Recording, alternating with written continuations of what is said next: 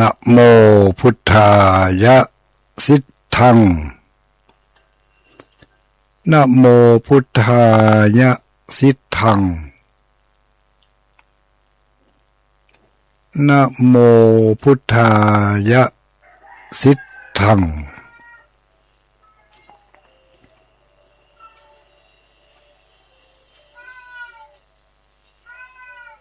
พระสัมสัมวิสะเทพะพระสัมสัมวิสะเทพะพระสัมสัมวิสะเทพะ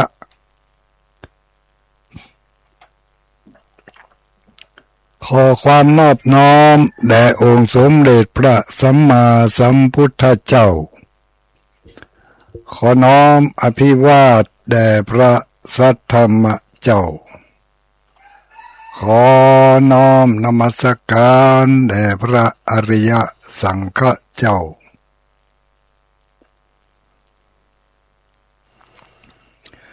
ขอถวายความเคารพ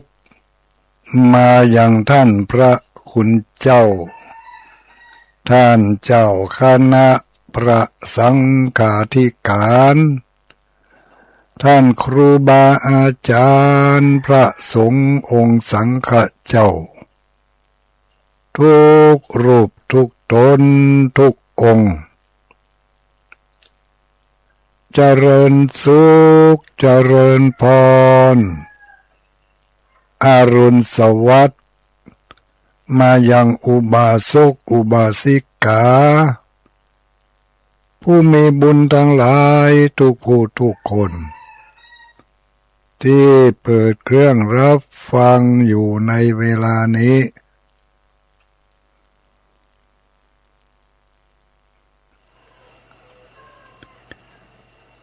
วันนี้ก็ตรงกับเจ้าของวันที่23วันที่23เดือนกรกฎาคม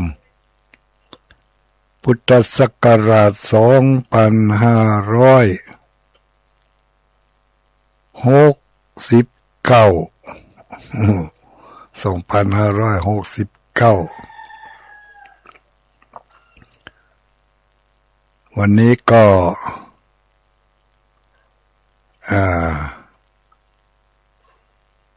วันนี้เป็นวันพฤหัสเนาะญาติโยมทั้งหลายสาธุชนทุกผู้ทุกคนวันพฤหัสบดีทุกเจ้า หมู่เฮาทั้งหลายมีโอกาสดีมีบุญมีวาสนาที่ยังมีลมหายใจกึดใจได้ตื่นมาหูได้ยินเสียงก่อนหูได้ยินเสียงแล้วก็ต่อไปก็ตาจะได้หันรูปเนาะตื่นมานี่หูมันได้ยินเสียงก่อนลูกแล้วก็จะมืนตาหูตาจมูกลิ้นกายใจไปตามอายตนะในทางภาษาวัดเป็นว่าอายตนะอายตนะนี่มีถึงภายนอกมีถึงภายในตาหูจมูกลิ้นกายใจนี่แต่ถ้าตื่นเจ้ามานี่มีหูตาจมูกลิ้นกายใจเนาะตื่นเจ้ามาก็ทำภารกิจงานประจำของเราทั้งหลายก็คือล้างหน้าด้วยน้ำใสๆล้างเนื้อล้างตัวด้วยน้ำสะอาดพร้อมกันนั้นก็อย่าลืมล้างจิตล้างใจโดยน้ำแห่งพระธรรมขององค์พระสัมมาสัมพุทธเจ้าฝึกไปแต่เล็กแต่น้อยสำหรับผู้ที่ยังบ่เคยได้หู้ได้ยินบ่เคยได้กึดใจตึงหากำเตืออีนะเขาก็มากึดใจกันแต่เล็กแต่น้อยแต่เล็กแต่น้อยกึดใจจะได้ก็กึดใจหาพุทธังธัมมังสังฆังนี่กะเนาะพุทโธเมนาโถ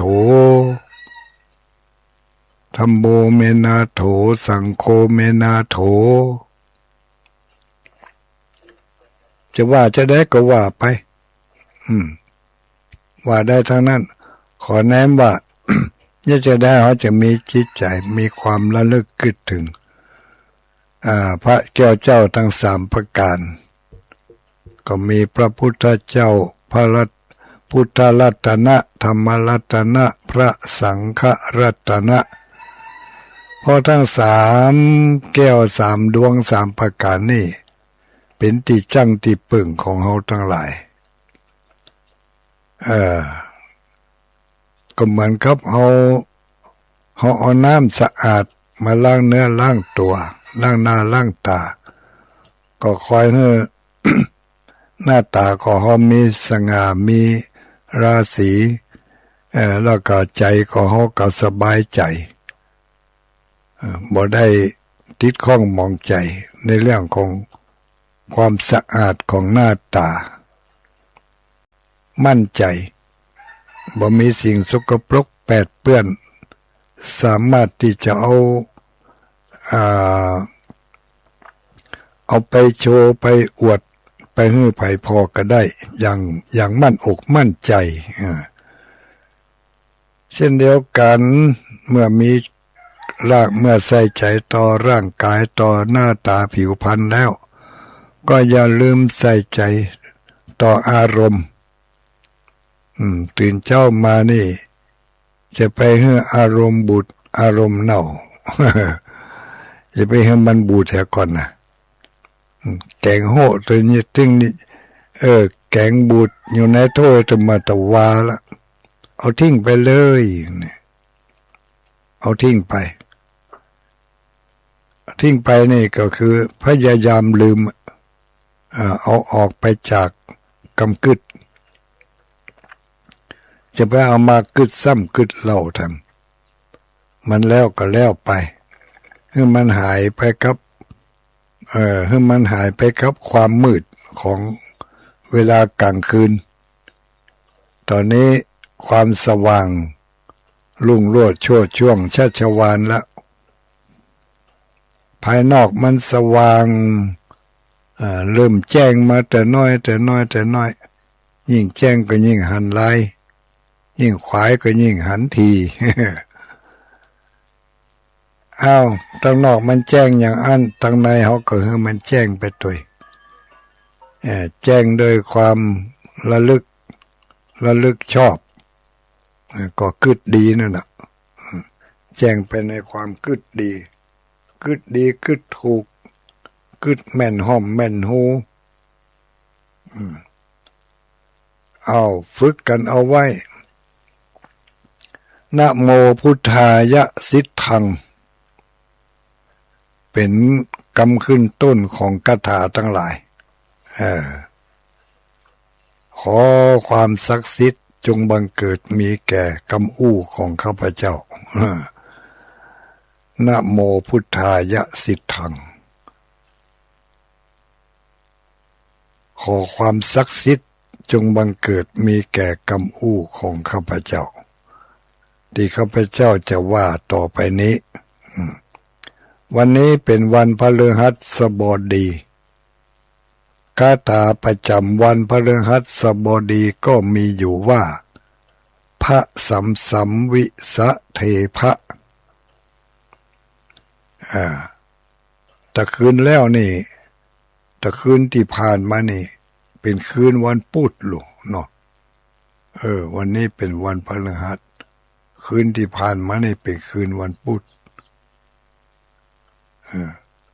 แต่ละวันแต่ละคืนก็มีคาถาประจำวันหรอคาถาประจำวัน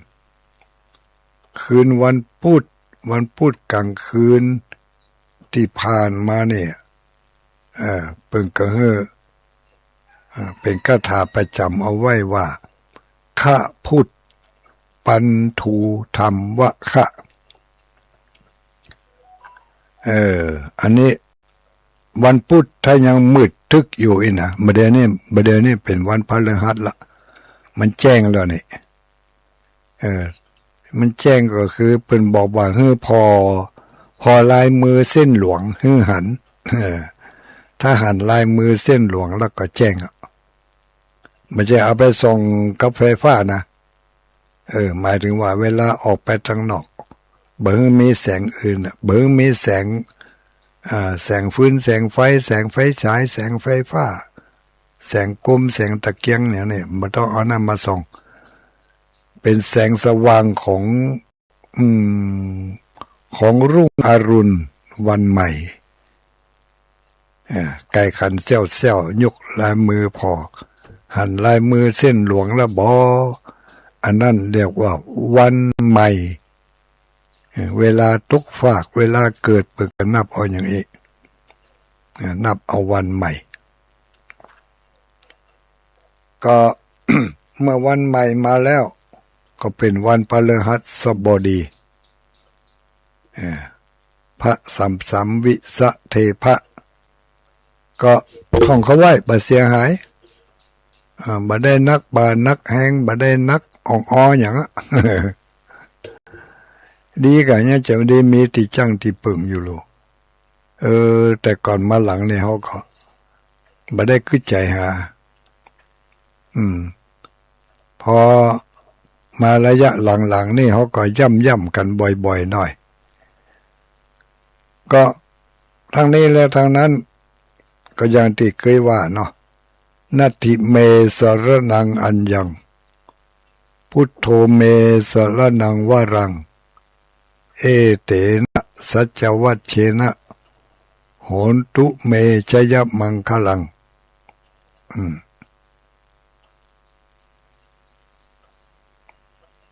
โหตุเมชยมังคลังมีกำแ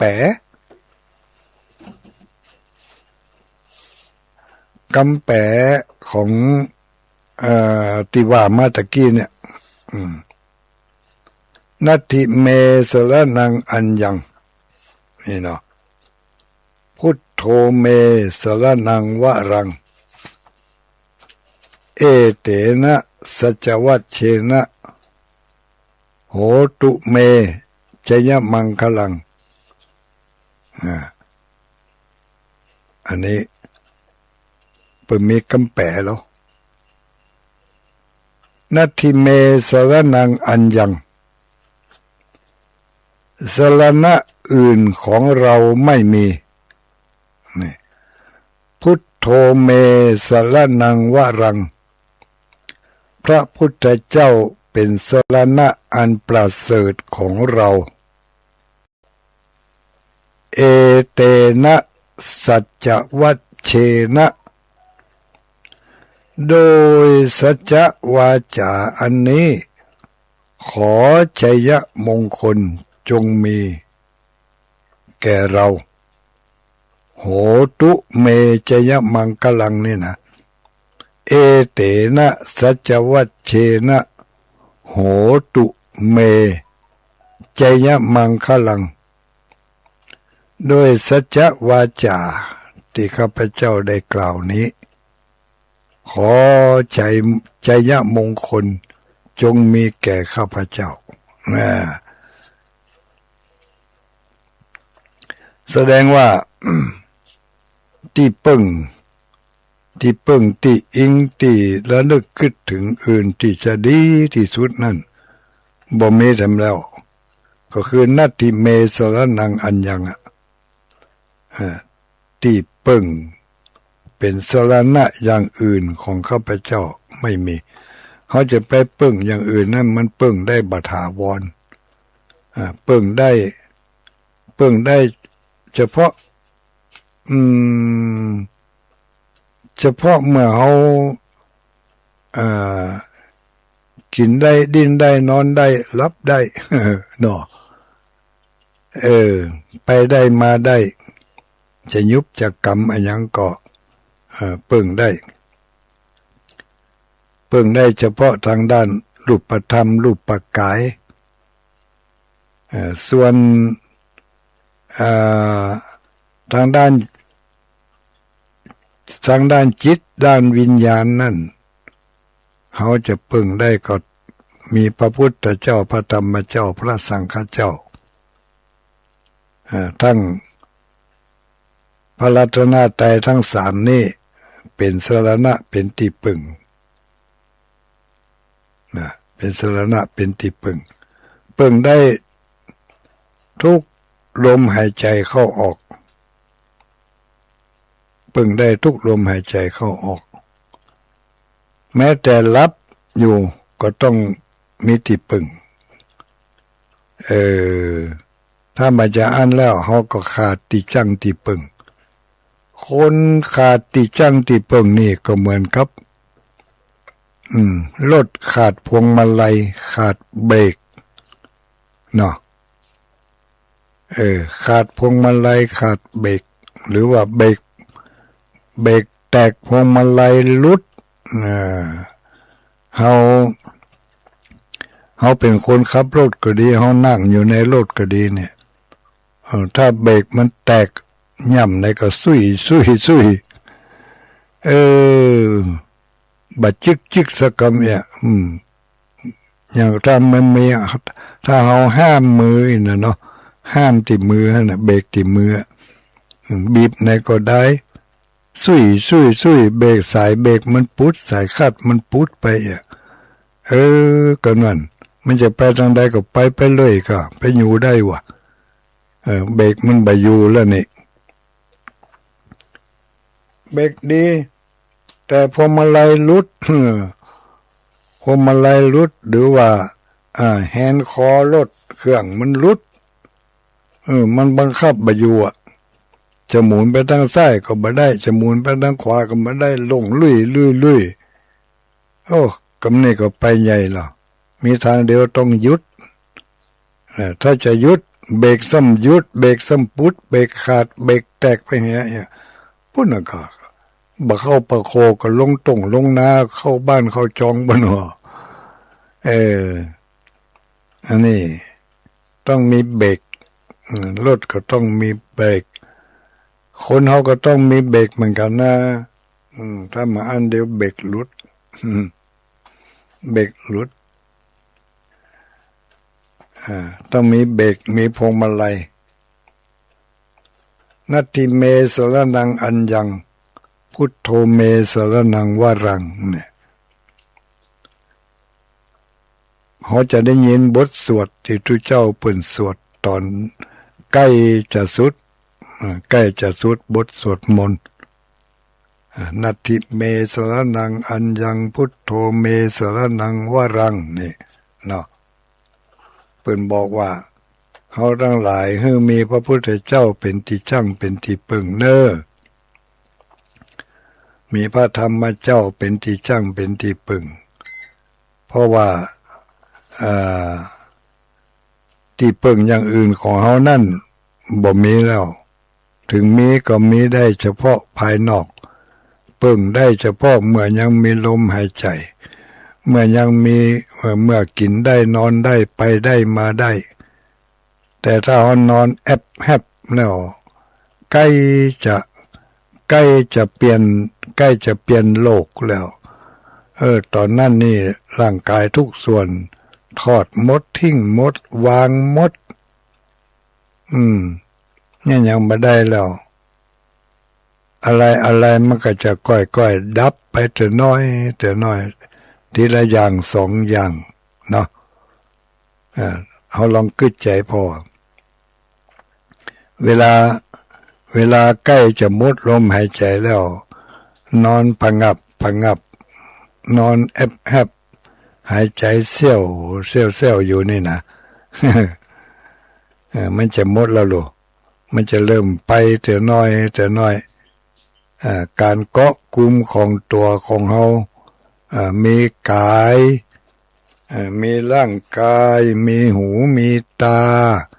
มีจมูกมีลิ้นเนาะอย่างที่ว่าเจ้านะมีอายตนะภายในตั้ง6นี่มันจะเริ่มดับไปทีละอย่าง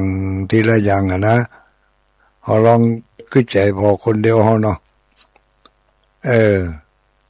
มีตามีหูมีจมูกมีลิ้นมีกายมีใจถ้าตั้ง6อย่างนี้ทำงานตามหน้าที่ของมันอยู่เขาก็ยังอยู่ได้อยู่ได้สบายไปได้มาได้สื่อสารกันได้แต่เวลาใกล้จะสิ้นสุดใกล้จะย้ายจากโลกนี้ไปสู่โลกอื่นแล้วมันจะก่อยหมดก่อยดับไปทีละอย่างสมมติว่าเฮานอนอยู่จะเจ็บป่วยหรือบ่เจ็บป่วยก็แล้วแต่หมดอายุหมดเวลาแล้วจะต้องไปสู่โลกอื่นแล้วเนี่ยเขาจะลาจากโลกนี้ไปแล้วนอนอยู่อะไรมันจะหายไปก่อนเนาะท่านทั้งหลายเขาลองคิดใจพอจักขุวิญญาณเนี่ยคือตาของเขานี่สิ่งที่เขาหันตั้งตานี่มันจะเริ่มหายไปเนาะรับตาปิ้งบาหันจังเล่าเนี่ยตอนนั้นเหลือแต่ลมหายใจแต่หูอาจจะได้ยินอยู่เขาพูดอย่างได้ยินหมดแต่บาหันตาลับบางทีตามึนอยู่แต่บาหันจักขุประสาทหรือว่าจักขุวิญญาณนั่นหอบขัวปิกไปปุ่นแล้ว ไปทางใดบ่ฮู้เด้อจักขุวิญญาณสิ่งที่รับหู้ตั้งตาจะเริ่มหายไปก่อนเนาะมันจะแอนก่อนละปุกหัวปุกผ้าไปละเมื่อตาดับไปหูเนาะหรือบางทีก็ส่วนอื่นๆวิญญาณส่วนอื่นก็จะปากันแยกย้ายกันไปคนที่คนต่างนี่เนาะหูดังอาจจะบาดทราบกลิ่นอะไรอย่างแล้วลิ้นเอาอาหารอะไรอย่างเมื่อกินก็บ่มีรสชาติแล้วที่จริงมันก็น่าจะหมดไปก่อนที่หูตามันจะดับไปซ้ำเนาะอันใดมันจะดับก่อนนั่นก็ผู้ที่เพิ่นปฏิบัติทางด้านกรรมฐานวิปัสสนากรรมฐานในเพิ่นจะฮู้นะเรียงลำดับกันไป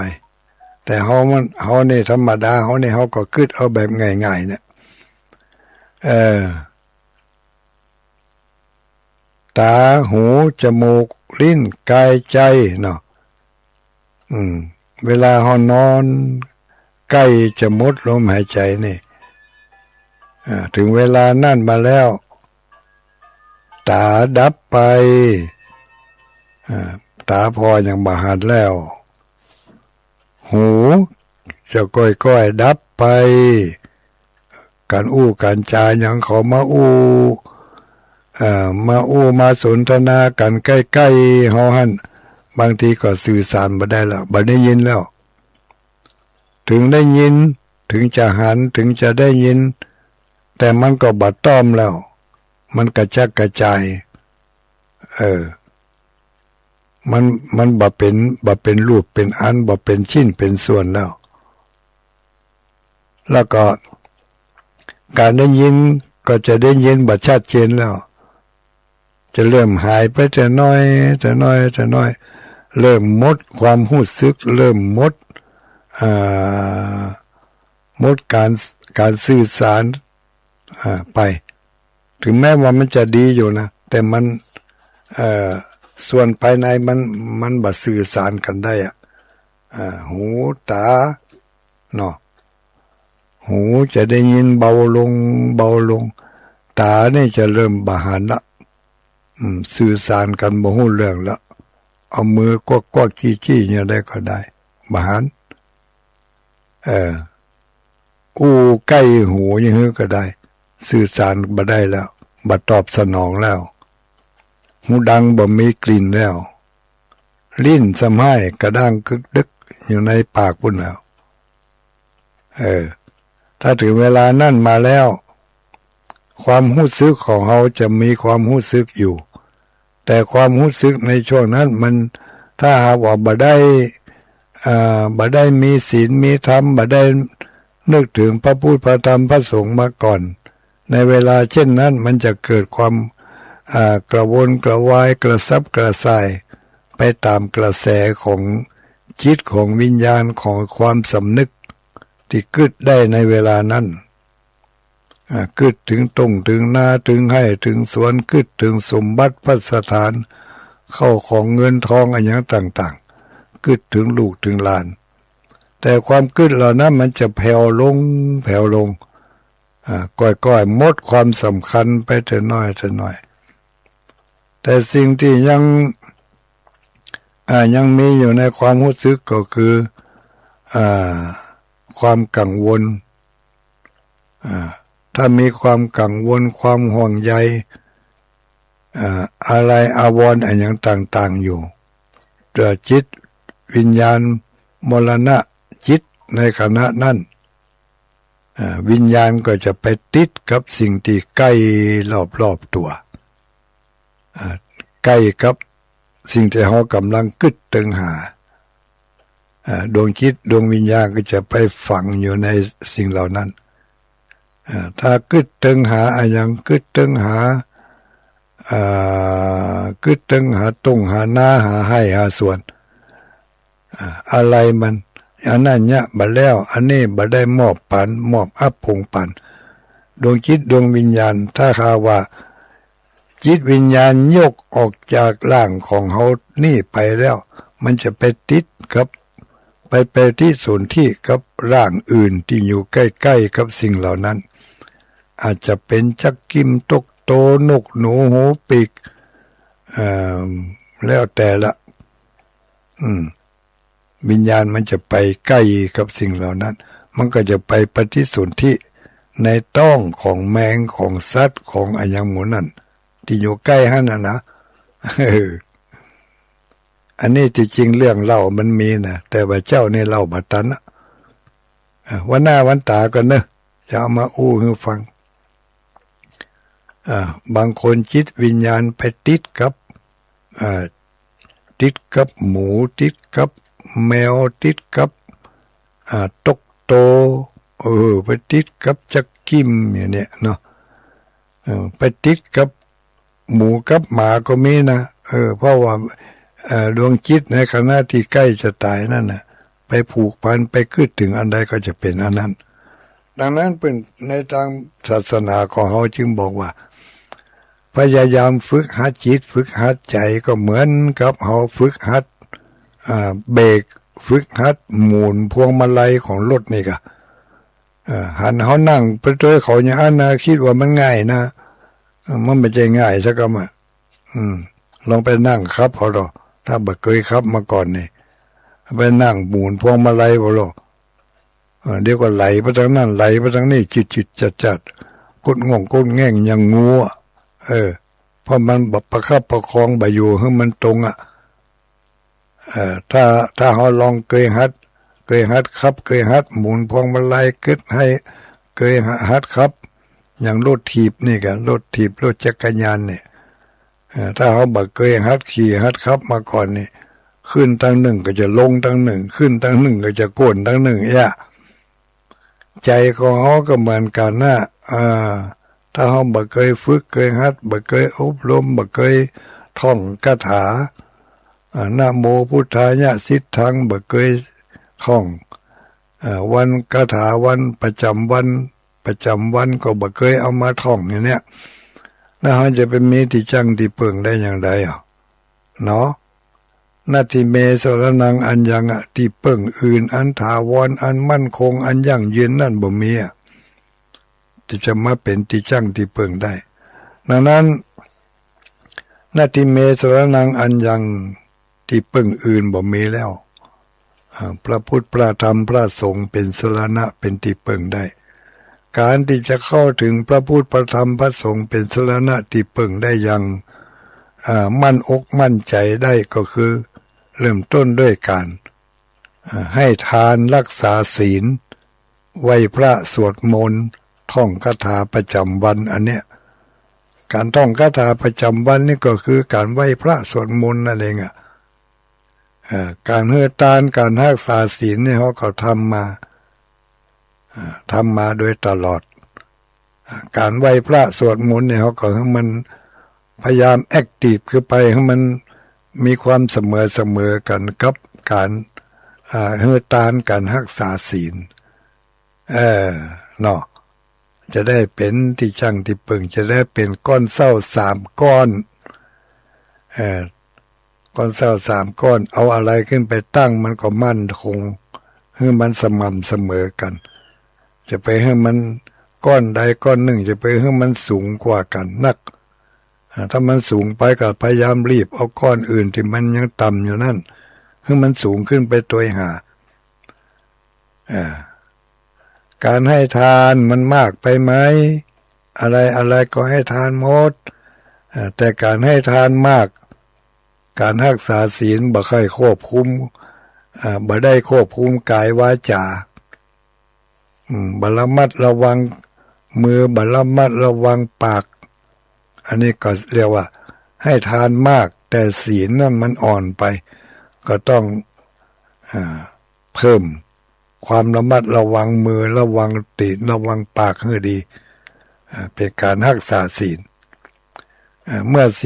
อให้ทานบ่อยๆรักษาศีลบ่อยๆควบคุมอยู่ตลอดก็ต้องพัฒนาทางด้านจิตใจไปด้วยใจก็ต้องควบคุมให้มันดีมันจะสั่งออกมาด้วยอำนาจของความขี้โลภกับความใครได้ใครมีใครเป็นก็ต้องคอยควบคุมให้มันลดลงให้มันอยู่ได้ในระดับเดียวพอๆกันลดความทะเยอทะยานไขว่ฝันไขว่คว้าเฮาเท่ามาแก่มาจะนี่ก็ลดสิ่งที่บ่จำเป็นลงเหมือนกับเฮาลดการยะงานยะการนั่นน่ะเท่ามาแก่มาแล้วจะไปยะให้ใส่สวนจะไปขับรถขับรางอันอย่างรับจ้างอ้างบายมันสภาพของ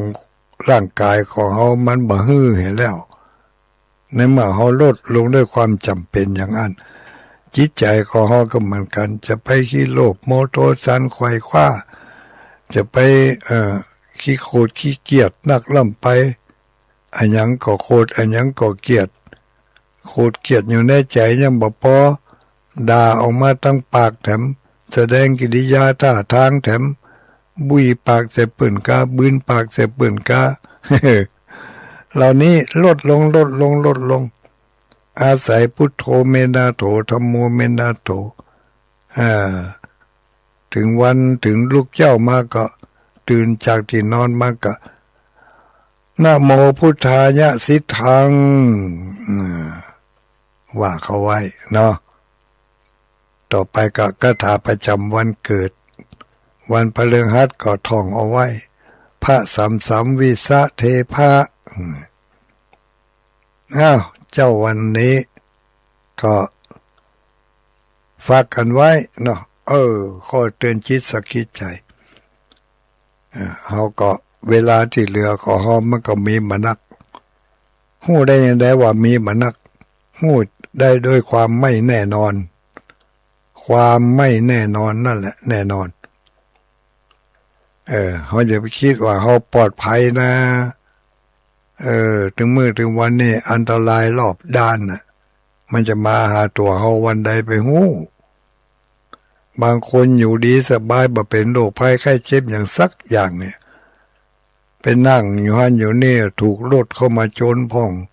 ถูกตึกถล่มใส่พ่องละอ่อนเขาไล่บุบไล่ตีกันไล่ยิงกันลูกปืนสะเด็นเข้ามาหาพ่องเขาบ่ตั้งใจจะฆ่าเขาวะแต่ว่ามันลุกหลงเนี่ย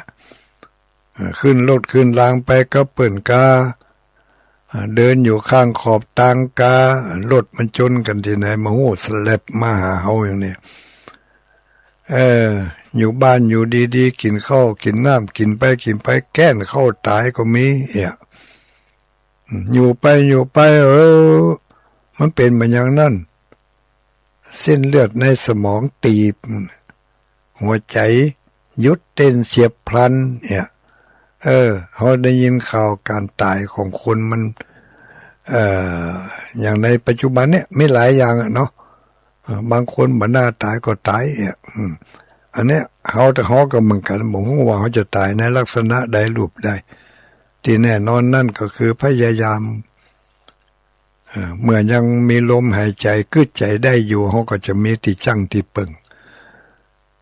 นะโมพุทธายะสิทธังนะโมพุทธายะสิทธังพระสัมวิสะเทพะประจำวันพฤหัสวันพรุ่งนี้วันศุกร์เนาะวันศุกร์ก็วาโทโนอะมะมะวาวาโทโนอะมะมะวาจำกันเข้าไว้ฝากกันเอาไว้ด้วยความปรารถนาดีจากรายการธรรมรับอรุณในเครือข่ายของกลุ่มคลื่นสีขาวเพื่อชาวประชาฝ่ายเผยแผ่เจ้าวันนี้ก่อนจะคืนเวลาให้กับตังสถานีเวลาอย่าเหลืออย่างนิดหน่อยก็ขออนุโมทนาขอบคุณขอบใจเนอเจ้าของสถานีทุกที่ทุกแห่งทั้งสถานีวิทยุท้องถิ่นทั่วไทยเนาะในภาคเหนือที่เวียงปะเป้านี่ก็ขออนุโมทนาขอบคุณขอบใจสถานีวิทยุเวียงปะเป้าเรดิโอ90เมกะเฮิรตซ์สถานีวิทยุแม่ขจานโมเดิร์น107สถานี 99.75 คนฟ้าเดียวกันนอกนั้นก็ขอขอบคุณขอบใจสถานีที่รับสัญญาณจากคลื่นสีขาวเพื่อชาวประชาทุกที่ทุกแห่งทุกจังหวัดเอารับข่าวดีกันหน่อยวันนี้วันที่23นั่นนะเฮ้ยญาติโยมทางเวียงปะเป้าต่างคณะสงฆ์คณะศรัทธาอำเภอเวียงปะเป้าได้จัดกิจกรรมหล่อเทียนพรรษาวันนี้หล่อเทียนพรรษาจัดสถานที่หล่อเทียนที่วัดป่างิ้ววันนี้ ไปเปาะไปหอมไปร่วมกันตั้งแต่กินข้าวงายแล้วไปยื้อเลยขี่ข้าวงายแล้วไปก็ได้ แต่ถ้ามีภารกิจหนักขี่ข้าวตอนแล้วไปก็ได้เนอะเพราะว่าเวลาทำพิธีนั่นจะเริ่มเป็นอย่างเป็นทางการก็เวลาบ่ายโมงนะเวลาบ่ายโมงจะเริ่มเป็นทางการที่วัดป่างิ้วหล่อเทียนวันนี้แผ่เอาขี้ผึ้งไปตำไปวางละไว้ที่ไหนก็เก็บใส่ถุงเอาไว้ใกล้ๆมือเดี๋ยวจะลืมธรรมะบึกกะปะกันเนอที่วัดป่างิ้วมีอะไรก็ไปเปาะไปหอมกันน้ำดื่มก็ดีเข้าป่าอาหารห่อไปตัวก็ได้ที่วัดป่างิ้วเนอวันนี้วันที่23รายการจบไปเนาะอีกรายการหนึ่งขอประกาศอนุโมทนาขอบคุณขอบใจกับศรัทธาญาติโยมที่ได้ร่วมกันเป็นเจ้าภาพซื้อสังกะสีแผ่นแม่ท่านซีดจะเอาไปมุงหลังคากุฏิตุเจ้าที่เปิ้น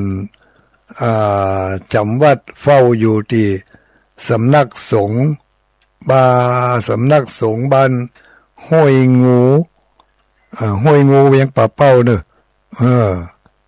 วางก่อนเขาได้ยินห้วยงูทางเมืองฝางตอนนี้ห้วยงูเวียงป่าเป้า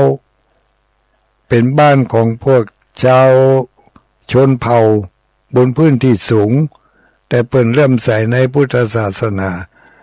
ได้แปลงวัดวาอารามเป็นที่สถานที่บำเพ็ญบุญที่วัดห้วยที่สำนักสงฆ์ห้วยงูไปพอแล้วแต่วันนั้นเอาเตียนไปตานไปหันใส่กุฏิเปิ้นโอ้หัวจุกจักเป็นหูพกหูพงถ้าเฮานอนอยู่อันเนี่ยเฮาหูยลบไปทางใดน่ะก็คือใจกันตึงพระครูอนันต์พระครูปริยัติรัตนโชติว่าเขาจะเอาสังกะสีไปให้เปิ้นมาเดี๋ยวนี้ก็ได้หลายแผ่นแล้วเนอะโอ้ได้จัดหนักอันดับแรกก็มีคุณสมพรรัตนังบ้านสันทรายเชียงใหม่500 บาทคุณโยมสมพินบุญทาบ้านตะก้อบ้านแม่ต๋ำ600 บาทคุณแม่ดาวเรืองวงวันบ้านห้องนอด500 บาทคุณยายเล็กจังหวัดลำปาง500 บาทคุณนุจรีวงศาบ้านไหลนาเวียงป่าเป้า500 บาทคุณโยมแม่อรุณวันผู้ประเสริฐปนิชพร้อมโดยครอบครัว 6,000 บาทคุณสุเวชคุณพรศิริกันทวงศ์540 บาทคุณพ่อล่าแม่บัวลอยชุมพู600 บาทโอ้ได้หลายแผ่นแล้วเราเนี่ยถ้าเหลือจากแผ่นเมทัลซิดก็จะเอาไปแปลงฝาแปลงตั้งปื้นเนอะแปลงไม้แปลงตอกไปเนี้ยมันถึงบ่เหลือเล็กก้นนะหมอกาลดจะบาฮักในนี่เนอะกาลดนี่จะบาฮักในจำนวนกาสังกะสีนี่เดี๋ยวมันจะผิดเป้าหมายไปทุกบาททุกสตางค์นี่จะเอาไปแปลงกุฏิอย่างเดียวไผจะให้จะห้อมมาก็ตามอัธยาศัยเนี่ยขออนุโมทนาขอบคุณขอบใจจะนักจะหลาย6:45 นาที45 นาทีเหลือเวลา2 นาทีเนาะ2 นาทีอันน่ะเกือบลืมจะมาหันสตางค์อยู่นี่ตะวานี่มีคณะศรัทธาญาติโยมวัดป่าม่วงวัดศรีคำเวียงวัดศรีสุพรรณวัดศรีสุทธาวาสวัดป่าแดงด้วยกันเนาะวัดม่วนจมพอด้วยเปิ้นปากันไปตานเตียนญาติโยมทั้งหลายโอ้ลดไปกันจะนักจะหลายปากันไปตานเตียนโดยการนำของท่านพระครูวิสิตนวการเจ้าคณะตำบลสันสลีได้ปาเอาศรัทธาญาติโยมไปตานเตียน ตั้งแต่วัดปุ่งเหนือวัดปุ่งเหนือตรงไปที่ไหนทำตรงเนือปุ่งเหนือตรงนาล้อมสันสลีสีโพธารามสีสุทธาวาสป่าม่วงสีคำเบียงสุพรรณป่าแดงวัดม่อนจอมพอวัดหนองยาวสดไปแผ่ววัดรัตนเจดีย์อย่างเพื่อกันเอารวมแล้ว15วัดในจำนวนนั้นก็เพิ่งกระสดมาที่วัดม่อนจอมพอด้วยชดมาที่วัดม่อนจอมพอรวบรวมกันเอาสตางค์ไปหอมที่เพิ่นจะแปลงกุฏิให้ทุเจ้าเองนะก็ได้อยู่1,240 บาทอันนี้บัตรนับในซองอันนี้ที่เป็นหอมเป็นเงินสดมา 1,240 บาทฝากคุณพรศิริคุณศิริพรศิริมาแล้วคุณมีคุณโยมแม่ตอมคำโพธิหงสาพร้อมโดยครอบครัวตานไหวไปหน้าอันนี้ทำ100 บาทสาธุอนุโมทนาเนี่ยปกติแล้วทุลุงอ่านรายชื่อนี่จะบ่มีรายจำนวนสตางค์นะบ่ได้อ่านจำนวนสตางค์อันนี้อินดูเพิ่นเนาะเดี๋ยวเพิ่นจะว่าข้าก็หอมไปจากนักรู้ยมหานบอกอนุโมทนาขอบคุณขอบใจไปจะให้จะหอมมากันยังฮับอยู่หลังไม้เนอะตอนนี้ก็เวลาไม่จะหมดแล้วนี่นะเดี๋ยวคืนเวลาให้ทางสถานีเปิดฟังข่าวประชาสัมพันธ์ข่าวดีๆก็ฟังกันเอาไว้ข่าวบดีก็ปิดหูปิดตาให้พ่องปิดหูซ้ายขวาปิดตา2 ข้างปิดปากเสียบ้างเราจะอยู่อย่างสบายสำหรับเจ้าวันนี้ก็ขอความสุขความสวัสดีจงมีแก่ศรัทธาญาติโยมต่างหลายต่างลำปางประกาศส่งมาแม่อุ้ยเล็กนามสกุลแม่อุ้ยเล็กแม่อุ้ยเล็กปะวะลีอินสุวรรณอันนี้ก็อยู่ที่ลำปางหอมมาวันนั้นนะแม่อุ้ยเล็กปะวะลีอินสุวรรณถ้าบอกมาก็ลืมนามสกุลขอความสุขความสวัสดีจงมีแก่ท่านทั้งหลายทุกผู้ทุกคนอายุวันโนสุขังพลัง